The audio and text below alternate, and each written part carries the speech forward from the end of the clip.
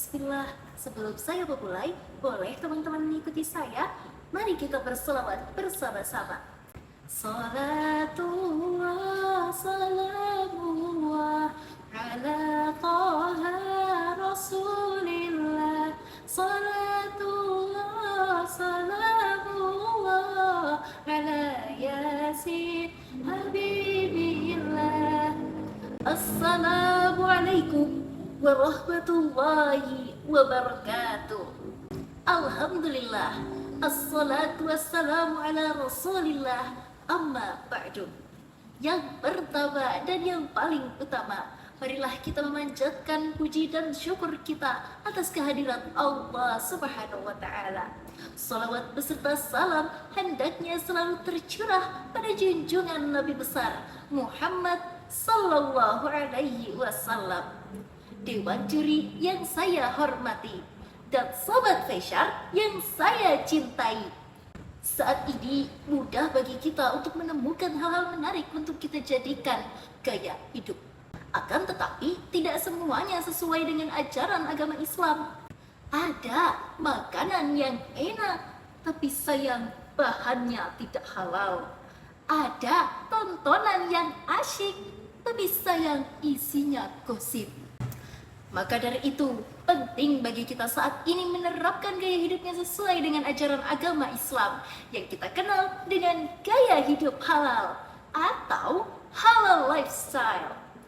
Dengan ini, izinkanlah saya, Dinar Hairun Najwa, perwakilan Bank Indonesia Kalimantan Utara, membawakan sebuah dakwah yang bertemakan pentingnya gaya hidup halal. Din, apa itu gaya hidup? Haltu dalam halal. Gaya hidup halal artinya gaya hidup yang kita terapkan dalam kehidupan sehari-hari yang diperbolehkan dan sesuai dengan ajaran agama Islam, mencakup tentang hati, pikiran, dan tindakan serta segala aspek kehidupan kita, mulai dari apa yang kita konsumsi, kita kenakan, kita kerjakan, hingga kita kunjungi.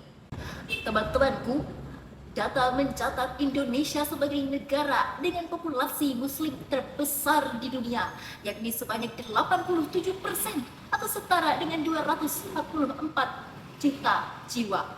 Hal ini mendorong masyarakat Indonesia untuk menerapkan gaya hidup halal.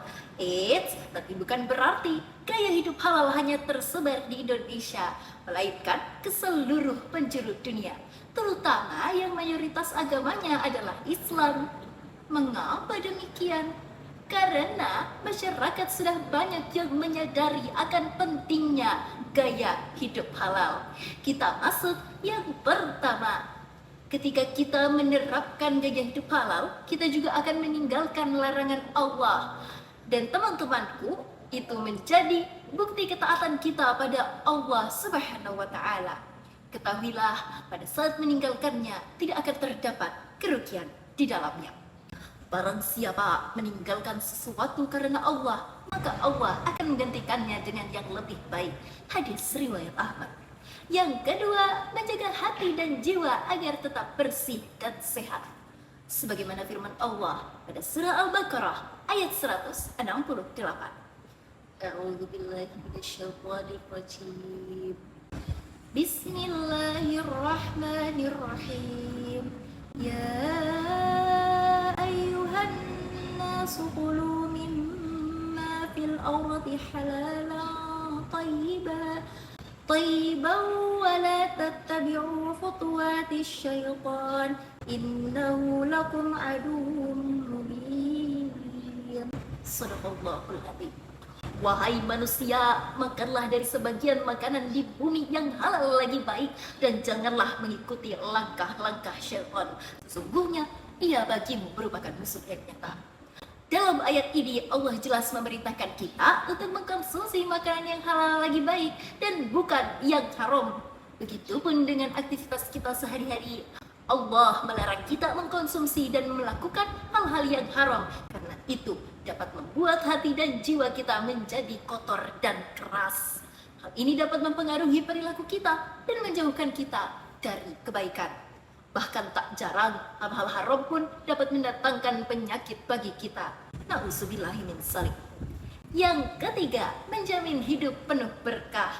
Saudaraku, cara kita dalam bekerja nantinya juga akan dipertanggungjawabkan di akhirat kelak.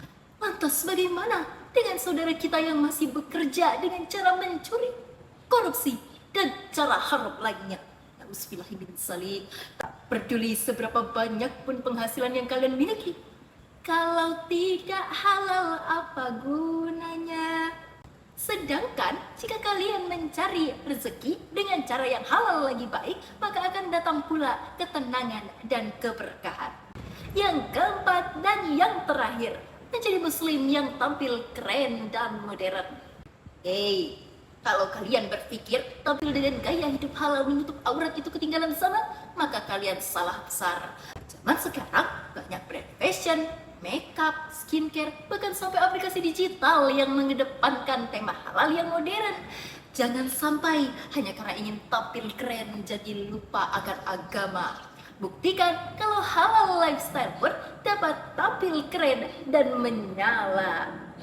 Alhamdulillah, berakhirlah sudah dakwah yang ingin saya bawakan. Semoga apa yang saya sampaikan tidak hanya berhati di telinga, namun juga menyentuh hati dan dapat terwujud melalui aksi. Di tengah zaman yang serba bebas ini, jadikanlah gaya hidup halal sebagai pengarah jalan kita, agar kita tetap berada di jalan yang benar. Sebelum saya menutup, izinkan saya berpantun. Nanti teman-teman bilang cakep ya. Burung merpati terbang ke awan, hinggap sejenak di atas dahan. Gaya hidup halal menjadi pilihan menuju ridho dan keberkahan. Kurang dan lebihnya mohon dimaafkan. Wabillahi taufiq wal hidayah. Assalamualaikum warahmatullahi wabarakatuh.